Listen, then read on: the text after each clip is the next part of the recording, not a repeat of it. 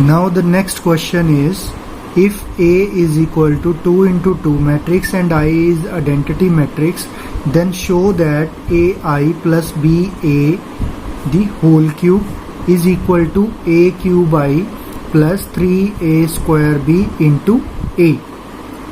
So now first we will just find out the value of only this AI plus BA. ठीक है, so let's start with AI plus BA.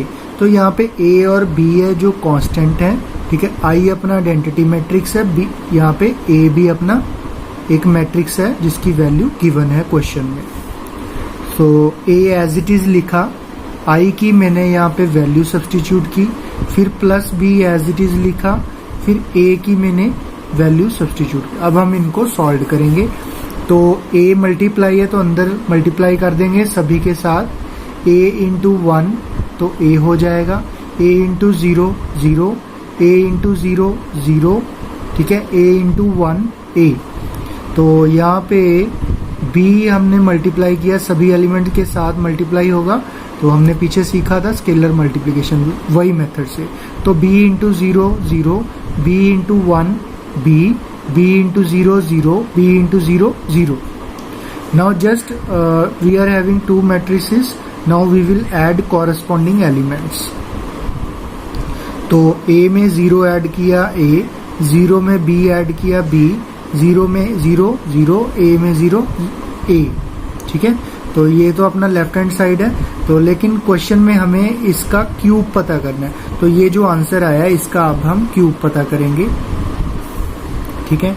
तो इसकी value अपनी ये matrix आई है, तो इसकी कितनी पावर है 3, तो 3 बार लिखेंगे. अब मल्टीप्लिकेशन आपको आती है, A को A के साथ, ठीक है, इन दोनों को पहले मल्टीप्लाई किया तो ये बन जाएगा, ठीक है. अब मल्टीप्लाई आप खुद करके देखो, मैंने करके रखी है. तो अब इसको इसके साथ किया तो अपने पास आंसर आ गया A cube 3A square B 0 A cube, ठीक है. अब राइट हैंड साइड अपने पास क्या है, ठीक है, A cube I plus 3A square B into A. तो यहाँ पे I आइडेंटिटी मैट्रिक्स है और A एक मैट्रिक्स है स्क्वायर, ठीक है, जिसकी वैल्यू गिवन है. तो ये A क्यूब और 3A स्क्वायर B ये कांस्टेंट है जो मल्टीप्लाई करने हैं हमें, ठीक है. तो I की वैल्यू सब्स्टिट्यूट की, A की वैल्यू सब्स्टिट्यूट की, A क्यूब सभी जगह मल्टीप्लाई हो गया. तो 1 है, यहाँ पे 1 है, यहाँ पे A क्यूब आएगा, 0 0 के साथ मल्टीप्लाई करके 0, ठीक है. तो 3A स्क्वायर भी यहाँ आएगा, ठीक है. तो अब इनको ऐड करना है, A क्यूब 0 के साथ ऐड हो गया A cube, 0 plus this 3A square भी, 0 plus 0 0, A cube plus 0 A cube, ठीक है. तो यही अपना लेफ्ट हैंड साइड आया है, ठीक है.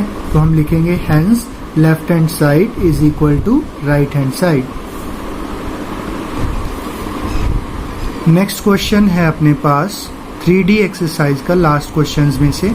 तो a matrix X has A plus B rows and A plus 2 columns, ठीक है. एक और मैट्रिक्स है Y जिसमें B प्लस 1 रोज हैं और A प्लस 3 कॉलम्स हैं, और वो कह रहा है कि both matrices XY and YX exist कर रहे हैं, ठीक है. तो हमें प्रूव नहीं करना है, ये गिवन है कि XY एग्जिस्ट कर रहा है. XY एग्जिस्ट कर रहा है तो number of columns equal to number of rows होंगे इसके. तो वही प्रॉपर्टी लगानी है बस. Find the value of A and B.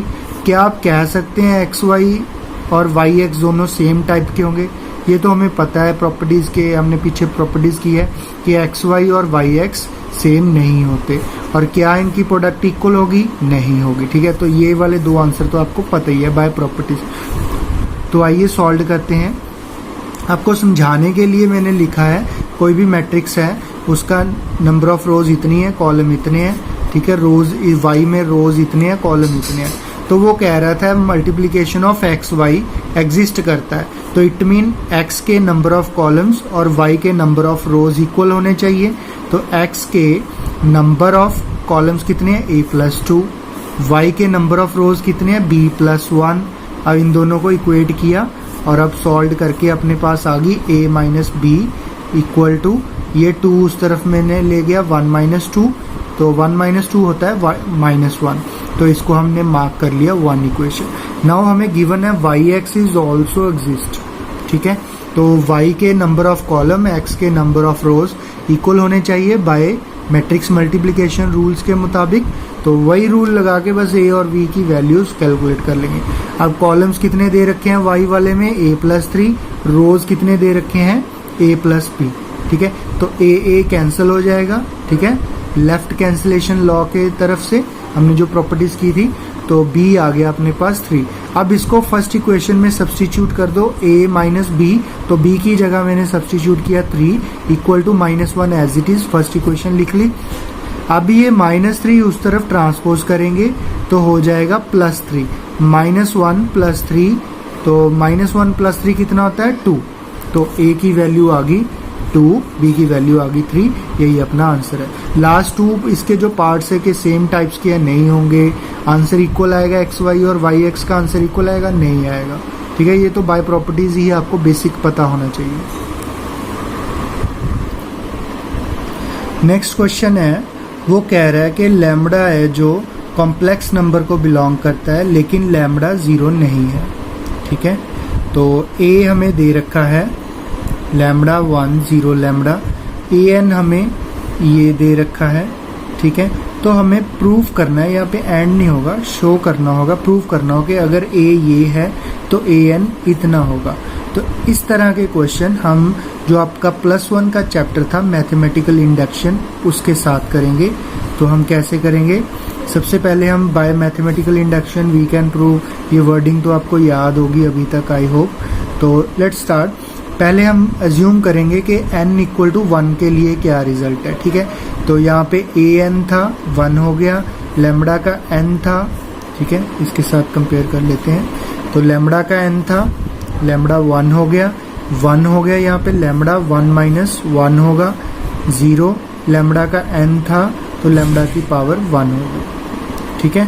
तो लैम्बडा, तो ये हो गया लैम्बडा 1 - 1 0, तो 1 इंटू, ठीक है, लैम्बडा की पावर 0 1 हो गया, 1 इंटू 1 1 0 और लैम्बडा, तो यही तो अपना a है। तो इट मीन n = 1 के लिए रिजल्ट ट्रू है। अब हम अज्यूम करके चलते हैं कि किसी m के लिए रिजल्ट होल्ड करेगा, ठीक है। इसको प्रूव नहीं करना होता, इस वाले को सिर्फ अज्यूम करना होता है। तो जहाँ पे n था वहाँ पे हम m सब्स्टिट्यूट कर लेंगे। तो am कितना हो गया, लैम्बडा की m into lambda m-1 0 lambda की पावर m, ठीक है। तो अब हमें प्रूव करना है कि रिजल्ट am+1 के लिए भी होल्ड करेगा। Now am+1 = a⁻m dot a, ठीक है। तो यहाँ पे a की m और a की 1, ठीक है, बेस सेम है तो पावर्स ऐड हो सकते हैं, तो पावर्स को डिफरेंटली अलग भी किया जा सकता है। तो यहाँ पे हमने अलग किया, a की m की वैल्यू हमने पता की है, अभी अज्यूम किया था ऊपर, तो a के साथ मल्टीप्लाई, a का पता है, अब इनको मल्टीप्लाई कर दो, lambda m into lambda m+1, this whole multiplied by 0 and it will become 0, दोनों को ऐड किया लैम्बडा m+1, ठीक है। First row second column, lambda m into 1 lambda m plus m lambda m-1 को लैम्बडा के साथ किया लैम्बडा, ठीक है। m-1 ये है, एक पावर यहाँ पे है, तो दोनों को ऐड किया m-1 + 1, तो वो लैम्बडा की m बन जाएगा, ठीक है। तो ये एज इट इज, ठीक है। तो सेकंड रो फर्स्ट कॉलम 0, इसको इसके साथ के 0 0 + 0, इसको इसके साथ के 0 into 1 0 lambda m into lambda m+1, ठीक है। तो इसको सिंप्लीफाई करके ये आ गया। अब इसको कंपेयर करते हैं, यहाँ पे अगर m था तो एक बढ़ गया, यहाँ पे m था तो m+1 आ गया, यहाँ पे लैम्बडा m-1 है तो उसका एक ज़्यादा आ गया, ठीक है। इसका अगला क्या होगा m, तो ये 1 1 कैंसिल हो गया, m ही आ रहा है, तो इट मीन ये नेक्स्ट टर्म है m। तो यहाँ पे m था तो नेक्स्ट क्या होगा m+1, तो 0। तो it mean we will write the result is true when n = m+1, hence by mathematical induction the result is true for all positive integral values of n, ये आपको पता है। नेक्स्ट क्वेश्चन जो मैंने लिया है वो भी मैथमेटिकल इंडक्शन के ऊपर ही बेस्ड है। अगर a अपने पास कोई मैट्रिक्स है, डायगोनल मैट्रिक्स, ये डायगोनल एलिमेंट्स हैं, हम इसको ऐसे भी लिख सकते हैं। सबसे स्टार्टिंग में मैंने आपको डिनोट करके दिखाया था कि डायगोनल मैट्रिक्स को कैसे लिखेंगे। तो an कैसा होगा ये, ठीक है, प्रूव करना है हमें। तो वैसे ही प्रूव करेंगे let when n is equal to 1, ठीक है। तो यहाँ पे ए एन था ना, तो यहाँ पे सब्सटीट्यूट करेंगे ए एन की जगह पे 1, ठीक है, A1 B1 C1, ठीक है। तो A1 इक्वल टू A, तो N1 के लिए रिजल्ट होल्ड कर रहा है। यहाँ पे वही लाइन पिछले क्वेश्चन में जैसे लिखा था लिख सकते हैं आप, ठीक है। तो M के लिए ज्यूम कर लेंगे कि ये रिजल्ट M के लिए होल्ड करता है, तो जहाँ जहाँ पे N है वहाँ पे हम M लिख के ये लाइन लिख लेंगे। अब M+1 के लिए रिजल्ट होल्ड कराना है, तो AM+1 वो किसके इक्वल होगा, ए दी एम इंटू ए, तो ए दी एम यहाँ पे सब्सटीट्यूट की, ए यहाँ पे। अब इनको हम इस फॉर्मेट में लिख लेंगे, डायगोनल एलिमेंट है, बाकी सारे जीरो होते हैं, A B C diagonal element है, ए बी सी बाकी जीरो। अब इनको मल्टीप्लाई करो फर्स्ट रो फर्स्ट कॉलम, तो ये एलिमेंट एम इंटू ए M+1 बाकी सारे जीरो, ठीक है। फर्स्ट रो ये सारे जीरो, इसको इसके साथ किया जीरो, ठीक है। आप कर लोगे, मल्टीप्लिकेशन आपको आती है, मैं ये मान के चल रहा हूँ। तो M+1 के लिए भी अपना रिजल्ट होल्ड करता है, तो वही लाइंस लिखेंगे, result is true for n is equal to M+1, और ये लास्ट लाइन वही जो हमने अभी की है। ये स्टेप्स तो फिक्स हैं, आप रट लो। नेक्स्ट डिफरेंट टाइप का क्वेश्चन है, हमें ना कुछ चीज़ों की वैल्यूज दे रखी होंगी, ठीक है, और उनके प्राइस दे रखे हुए, टोटल मल्टीप्लाई करके पता करना है respective value by using matrices concept, ठीक है। तो एक कोऑपरेटिव स्टोर है, उसमें 10 डजन फिजिक्स बुक्स हैं, 8 डजन केमिस्ट्री बुक्स हैं और 5 डजन मैथमेटिकल बुक्स हैं, और इनका सेलिंग प्राइसेस क्या है रिस्पेक्टिवली। जो फिजिक्स की बुक्स हैं वो ये इसका प्राइस है, केमिस्ट्री की बुक्स का ये है, और मैथमेटिक्स की बुक्स का 4.50 है, ठीक है, respectively. Find the total amount the store will receive from selling all the items, ठीक है। तो क्वांटिटीज को मैंने मैट्रिक्स की फॉर्म में लिख लिया और सेलिंग प्राइसेस को कॉलम की फॉर्म में। अगर इसका ऑर्डर 1 into 3 है तो इसका ऑर्डर 3 into 1 होगा।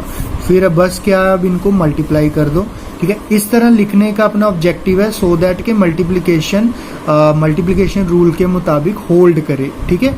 तो हम लिखेंगे, अगर इसको 1 into 3 में लिख रहे हैं तो इसका ऑर्डर उल्टा होगा 3 into 1, ये आपने ध्यान रखना है। अदरवाइज अगर ये आप इसको भी रो में लिख रहे हो तो मल्टीप्लिकेशन होल्ड नहीं करेगी। तो अब इनको मल्टीप्लाई करना है, फर्स्ट रो को फर्स्ट के साथ, 120 into 830 प्लस 96 into 345, 60 into 450, इनको ऐड किया, ठीक है। कैलकुलेशन आप चेक करें, और अगर ये आंसर ठीक है तो कमेंट बॉक्स में बताएं कि मेरे क्वेश्चंस ठीक हैं। Last question of this exercise, a trust fund, ठीक है, एक ट्रस्ट है, उसके पास, ठीक है, 30,000 रुपीज़ हैं और वो इन्वेस्ट करना चाहते हैं 2 डिफरेंट टाइप्स के बॉन्ड्स में, ठीक है। तो पहले बॉन्ड से उन्हें 5%, दूसरे बॉन्ड से 7% इंटरेस्ट मिलेगा। हमें मैट्रिक्स मल्टीप्लिकेशन के हिसाब से, ठीक है, या यूज़ करके, ठीक है, 30,000 को डिवाइड करना है 2 बॉन्ड्स में, ठीक है। If the trust fund must obtain, ठीक है, और अगर मान लें कि ट्रस्ट को इंटरेस्ट आ रहा है 1800, तो हमें दोनों बॉन्ड्स की वैल्यू पता करनी है कि किसकी कितनी होगी, लेकिन टोटल 30,000 होनी चाहिए, ठीक है। Let ₹30,000 be divided into 2 parts, ठीक है। पहले बॉन्ड को मैंने x ले लिया, दूसरे को 30,000 माइनस x ले लिया। ये तो आपको पता है कि अगर एक चीज़ दे रखी है उसको 2 भाग्स में डिवाइड करना है पार्ट्स में, ठीक है, तो पहले को x लेंगे, दूसरे को टोटल माइनस x। अब इन दोनों को आप ऐड करके देख लो, 30,000 ही सम आएगा, ठीक है, आना भी चाहिए। नहीं आता तो इट मीन आपकी एजम्पशंस रॉन्ग है, ठीक है। तो फर्स्ट वाले को, अब इन दोनों को मैंने रो मैट्रिक्स में लिख लिया, ठीक है। अब इनका इंटरेस्ट है जो, वो मैं कॉलम मैट्रिक्स में लिख लूंगा।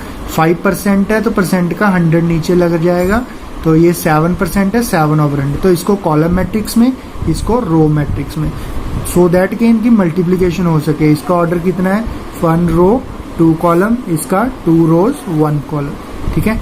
तो number of columns equal to number of rows, ठीक है। तो लेकिन जो आंसर आएगा वो कितना आएगा, 1 into 1 ऑर्डर का, ठीक है। तो ये ध्यान रखना है। तो इंटरेस्ट कितना आएगा आइए पता करते हैं।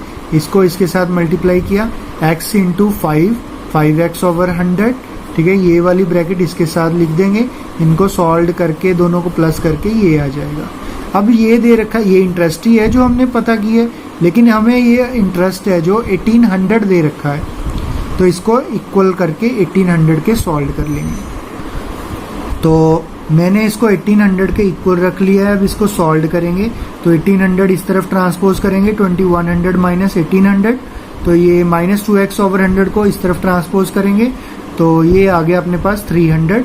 ये 100 डिवाइड है तो मल्टीप्लाई हो जाएगा, और ये 2 मल्टीप्लाई में डिवाइड में आ जाएगा। अब ये हो गया 30,000 का हाफ किया 50,000, ठीक है। तो यही अपना आंसर है।